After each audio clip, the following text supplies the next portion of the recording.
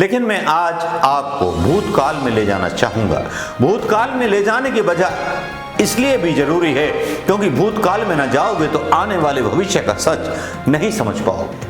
क्योंकि एक ऐसा तो पूरा मीडिया जो था ओले ओले हो गया और मीडिया ने तब की विचाराधीन सरकार पर, मतलब विचाराधीन कह लो या 2014 की सरकार पर इल्जाम लगाने शुरू कर दिए। और उस गौरव को जब बेचा जाता है तो लगता है कि आपने हिंदुस्तान के तिरंगे को बेच करके अपनी संगी नियत को जाहिर कर दिया।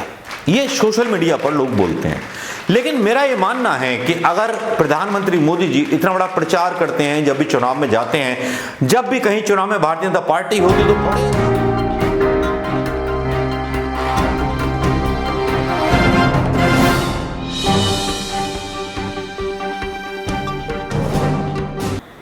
दोस्तों नमस्कार, मैं मनोज कुमार शर्मा, आजाद हिंद आवाज और खबर 24 के लिए आपके बीच में एक बार फिर से आज हम काले जादू वाले प्रधानमंत्री मोदी जी की बात करेंगे।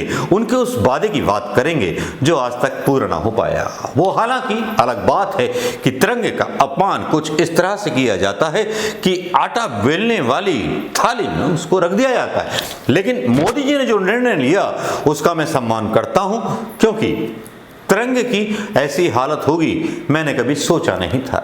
गरीब मजदूरों ने जब जब मेहनत की होगी, मेहनत कशी की होगी, शायद उनको तिरंगे के ज्ञान के बारे में इतना ज़्यादा पता नहीं होगा। पता होना भी नहीं चाहिए, क्योंकि संविधान पढ़े नहीं हैं, पढ़े लिखे नहीं हैं, नागरिक शास्त्र नहीं पढ़ा, कुछ नहीं पढ़ा।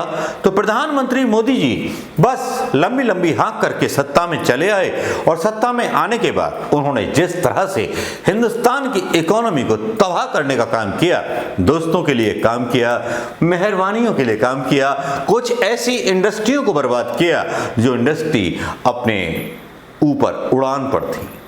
जी हाँ, उड़ान पर थी। ऐसी इंडस्ट्री जो बर्बाद हो गई, जिनके बारे में कभी गोदी मीडिया ने आपको खबर नहीं बताई। लेकिन मैं आज आपको भूतकाल में ले जाना चाहूंगा। भूतकाल में ले जाने की वजह इसलिए भी जरूरी है क्योंकि भूतकाल में ना जाओगे तो आने वाले भविष्य का सच नहीं समझ पाओगे। क्योंकि एक ऐसा बयान जो काले धन के बारे में बोलता है, कानिया बाबा हो या प्रधानमंत्री मोदी जी हो, जब बोलते हैं तो बिना तोले बोले या तोल करके बोले, जब ये बोले तो पूरा मीडिया जो था ओले ओले हो गया और मीडिया ने तब की विचाराधीन सरकार पर, मतलब विचाराधीन कह लो या 2014 की सरकार पर इल्जाम लगाने शुरू कर दिए। इसके बाद वो वीडियो बाद में डालूंगा, कहानी पूरी सुन लीजिए। उसके बाद जब संसद में प्रधानमंत्री मोदी की जो वर्तमान सरकार है उसे सवाल पूछे गए कि काला धन स्वीडन में कितना है और उन बैंकों में कितना है, स्विस बैंक्स में कितना है, तो सीतारमण का बयान आता है कि हमारे पास कोई डेटा इसका नहीं है। खबरें तो खबरें हैं, बयान तो बयान है। जब न्यायपालिका कंट्रोल में हो, सारी चीजें कंट्रोल में हो, तो सब कुछ बहुत आसानी के साथ हो जाता है। बयान क्या था प्रधानमंत्री मोदी जी का, जरा ये सुन लीजिए। किसी बैंक में नहीं पड़ा है तो आपको परेशानी काहे की? तो परेशानी किसको होती है? परेशानी किसको होती है? जिनका काला धन विदेशी बैंकों में जमा है, उन्हीं की नींद खराब हो रही है। भाइयों बहनों, ये विदेशी बैंकों में जो काला धन पड़ा है वो हिंदुस्तान के गरीब का पैसा है, हिंदुस्तान के गरीब का हक का पैसा है। ये चोर लुटेरों ने हिंदुस्तान के खजाने को लूट लूट करके, गरीब के पेट में से लूट लूट करके विदेशों में बैंकों में जमा किया हुआ है। भाइयों बहनों, उसको वापस लाने का हमारा फैसला है। वापस लाना चाहिए नहीं लाना चाहिए भैया? जरा जोर से बोलो, लाना चाहिए नहीं लाना चाहिए? और मेरी तो बिल्कुल स्पष्ट मत है कि विदेश से काला धन वापस लाएंगे और जो फिक्स सैलरी वाले लोग हैं, बंधी हुई आय वाले लोग हैं और जो ईमानदारी से इनकम टैक्स भरते हैं, देश के लिए मर्यादित इनकम होने के बावजूद भी सैलरी वाले लोग इनकम टैक्स देते हैं। जिन्होंने देशभक्ति का काम किया उनका क्या गुनाह? जो चोर लुटेरे ले गए उनको तो कोई पूछने वाला नहीं है, लेकिन जो ईमानदारी से टैक्स भरता है उसकी कोई परवाह नहीं है। और इसलिए हमारा निर्णय है कि विदेश से जो काला धन वापस लाएंगे उसमें से कुछ परसेंटेज ये जो रेगुलर सैलरी वाले लोग इनकम टैक्स भरते हैं ना, उनको इनाम के रूप में वापस देंगे। उनकी देशभक्ति की इज्जत की जाएगी। और हमारा हिमाचल होती हैं, अरविंद केजरीवाल को भी मौका मिल जाता है कि फ्री वीज और ये इन पर सियासत नहीं होनी चाहिए, लेकिन सबसे विश्वस्त व्यक्ति प्रधानमंत्री मोदी और सबसे विश्वस्त संगठन आरएसएस जो ये दावा करता है हमेशा इस बात का कि वो बहुत बड़ा देशभक्त है और उसको डीपी भी लगानी पड़ती है अपने मोहन भागवत के द्वारा तिरंगा की। चलिए मैं तालियां बजा करके उनको बधाई दूंगा, लेकिन प्रधानमंत्री मोदी जी के वादे का क्या हुआ? जो वादा उन्होंने किया था कि अभी तक कालाधन लेकर के वापस आए या कालाधन जमा किए हुए अदानी अंबानी जैसे उद्योगपतियों को क्या वो सबक सिखा पाए या केवल संसद में ये बयान दे देना?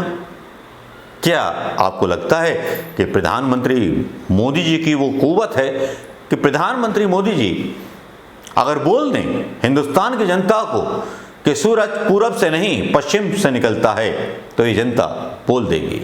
लेकिन सही मायने में जो कॉन्टेस्ट करने वाले हैं वो हैं राहुल गांधी। राहुल गांधी के बारे में जो पिछला वीडियो डाला था वो वायरल हो चुका है दोस्तों, आजाद हिंद आवाज पर देख सकते हैं उस वीडियो को। लेकिन मोदी जी की ये कहानियां सदियों सदियों गाई जाएंगी, किस तरह के लुभावने नारे वो देते हैं और उल्टा काम करने में बिल्कुल माहिर हो जाते हैं। तो मोदी जी हजूर आला को सलाम, झूठ बोलने वाले को सलाम, सब कुछ सलाम, अलाम तलाम गलाम, और छोटी मोटी और मिडिल क्लास कंपनियों को बर्बाद करने के लिए उनको बहुत बहुत बधाई। सलाम की दुआएं लेते जाइए प्रधानमंत्री मोदी जी, लेकिन हिसाब देते जाइए तिरंगा पर कि किसी सरकार का तिरंगा क्या आटे की थाली पर डाल करके उसकी रोटियां बनाई जा सकती हैं? जो तिरंगे का अपमान हुआ आपके द्वारा लिए गए फैसले के द्वारा। लेकिन तिरंगा जो है हर हिंदुस्तानी का गौरव है, हर हिंदुस्तानी को अपने घर पे लगाने का हक है। हजूर आला आपने तो वो काम कर दिया जो अंग्रेज ना कर पाए, जो कोई ना कर पाया। जो तिरंगा बहुत कुर्बानी के बाद हमको मिला था, उस तिरंगे की आपने इज्जत तो की, लेकिन उस इज्जत को आपने तार तार कर दिया। उस तिरंगे को बेचा गया। तिरंगा होता क्या है? तिरंगा होता है गौरव देश का, और उस गौरव को जब बेचा जाता है तो लगता है कि आपने हिंदुस्तान के तिरंगे को बेच करके अपनी संगी नियत को जाहिर कर दिया।